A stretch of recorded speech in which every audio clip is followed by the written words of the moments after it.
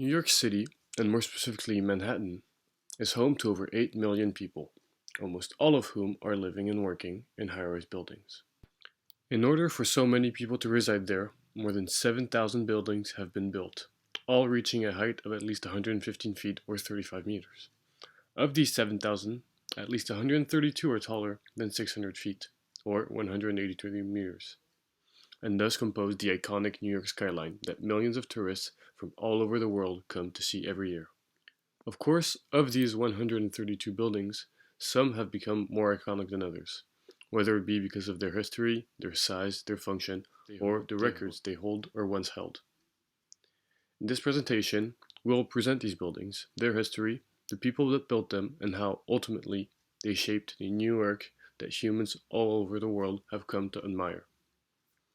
Starting on the south side of Manhattan, or Lower Manhattan, the financial district is home to some notable skyscrapers, such as 40 Wall Street, also known as the Trump Building.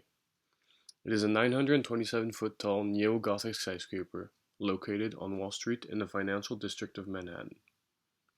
Erected in 1929 as the headquarters of the Manhattan Company, the building was originally known as the Bank of Manhattan Trust Building, until its founding tenant merged to form the Chase Manhattan Bank. It was later bought in 1995 by Donald Trump, the real estate mogul who later became President of the United States. It was designed by H. Craig Severance and completed in May 1930. At the time, 40 Wall Street and the Chrysler Building were competing for the distinction of world's tallest building, though the Chrysler Building ultimately won that title. Another famous building is 8 Spruce Street, originally known as Beekman Tower and currently marketed as New York by Gehry. It is an 870 feet high skyscraper designed by architect Frank Gehry at 8 Spruce Street in the financial district of Manhattan, New York City. 8 Spruce Street is one of the tallest residential towers in the world, and it was the tallest residential tower in the Western Hemisphere at the time of its opening in February 2011. It contains a public elementary school owned by the Department of Education. Above that, and several grade-level retail, the tower contains only residential rental units, and form-wise it falls within the architectural style of deconstructivism. Finally, we come to the most important building in the financial district, One World Trade Center, also known as Freedom Tower.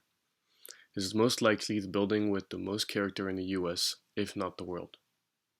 This building, built by David Childs, an architect belonging to the firm Skidmore, Owings and Merrill, who also built the Burj Khalifa, is rich with significance and references to the US's history and resilience. First and foremost, the skyscraper stands on the site of the original World Trade Center in the financial district, which was destroyed in 2001 during the terrorist attacks on September the 11th. It also has the same name as the North Tower of the original World Trade Center. Secondly, the building stands at exactly 1,776 feet tall, or 1776, a deliberate reference to the year the United States Declaration of Independence was signed.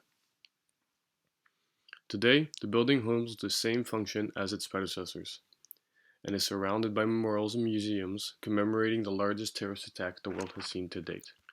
Just north of the financial district is the Tribeca neighborhood, which houses high-rises like the Woolworth Building, an early American skyscraper designed by architect Cass Gilbert and located at 233 Broadway. It was the tallest building in the world from 1913 to 1930, with a height of 792 feet. It consists of a 30-story tower atop a 30-story base. Its facade is mostly decorated with terracotta, though the lower portions are limestone, and it features thousands of windows. The ornate lobby contains various sculptures, mosaics, and architectural touches. The structure was also designed with several amenities and attractions, including a now-closed observatory on the 57th floor and a private swimming pool in the basement. The skyscraper was originally conceived by F. W. Woolworth, the founder of a brand of popular 5 and 10-cent stores, as a headquarters for his company. The Woolworth Building underwent several changes throughout history. The most notable one was when the top 30 floors were sold to a developer in 2012 and converted into residences. The remainder of the building today remains in use by office and commercial tenants. A little bit to the north is the Flatiron District, home to the Metropolitan Life Insurance Company Tower, colloquially known as the MetLife Tower and also as the South Building. This building is composed of two sections, a 700-foot tall tower at the northwest corner of the block and a shorter east wing occupying the remainder of the block. The South Building's tower was designed by the architectural firm of Napoleon Lebrun and Sons and erected between 1905 and 1909. It was inspired by St. Mark's Campanile. The tower features four clock faces, four bells, and lighting beacons at the tops, and was the tallest building in the world until 1913. The tower originally included Metropolitan Life's office, but since 2015, it has contained a New York Edition hotel, a 273-room luxury hotel. Not too far away is the New York Life Building. It is the headquarters of the New York Life Insurance Company at 51 Madison Avenue. The tower is 615 feet tall, consisting of 34 office stories topped by a pyramidal, gilded six-story roof, and was constructed in 1927 to 1928. It overlooks Madison Square Park in the Rose Hill and No Bend neighborhoods of Manhattan. The New York Life Building was designed by Cass Gilbert with Gothic Revival details similar to his previous commissions, which included 90 West Street and the Woolworth Building. At the time of the building's construction, many structures were being built in the Art Deco style, and so Gilbert's design incorporated Art Deco influences in its massing while retaining the older Gothic-style Revival detailing.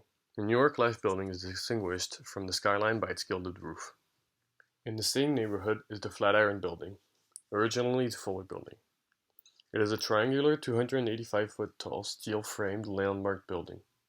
Upon completion in 1902, it was one of the tallest buildings in the city at 20 floors high and one of only two skyscrapers north of 14th Street. As with numerous other wedge-shaped buildings, the name Flatiron derives from its resemblance to a cast-iron clothes iron.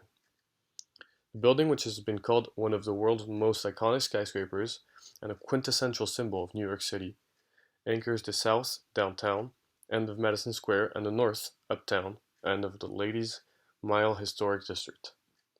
The neighborhood around it is called the Flatiron District after its signature building, which has become an icon of New York City.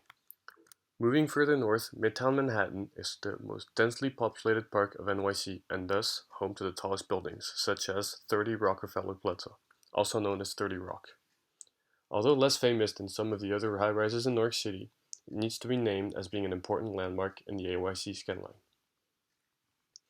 Built between 1932 and 1940 by architect Raymond Hood, it followed the Art Deco movement of the era and became the centerpiece to John D. Rockefeller's Rockefeller Center in the heart of Midtown Manhattan. It rises at a total height of 850 feet. Today, it houses NBC studios along with other Comcast sub-brands and is host of The Tonight Show starring Jimmy Fallon. Another famous landmark is the Chrysler Building. Located in Midtown Manhattan, it was built in 1930 by architect William Van Allen, who was responsible for the overall design of the building, and paid for by Walter Chrysler, head of the Chrysler Corporation at the time, and thus responsible for the height of 1,046 feet at which it stands today. Indeed, at the time, the building's purpose was not only to house the car's manufacturer's headquarters, but also to become the tallest building in the world, which it did for about 11 months before being surpassed by the Empire State Building. Originally disliked for its design, viewed as inane and unoriginal, perceptions soon evolved and now consider the building as being a paragon of the Art Deco architectural style.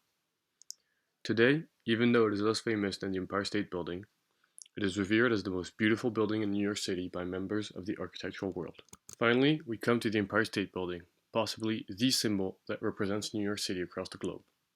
Designed by the architectural firm Shreve, Lamb & Hammond, it was built from 1930 to 1931 in Midtown Manhattan.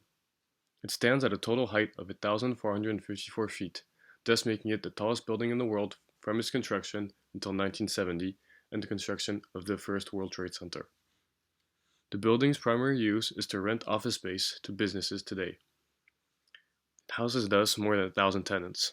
However, the building's observation deck, located 1,250 feet above ground, attracts around 4 million tourists each year, and is thus responsible for an important part of the building's revenues. Furthermore, its appearance in many TV shows and movies have made the Empire State Building an American cultural icon. The 10 buildings that we have presented in this short presentation definitely do not represent all of New York City, but definitely help define its skyline. The rest of the smaller buildings, although less famous, compose the beautiful skyline that make the city of lights.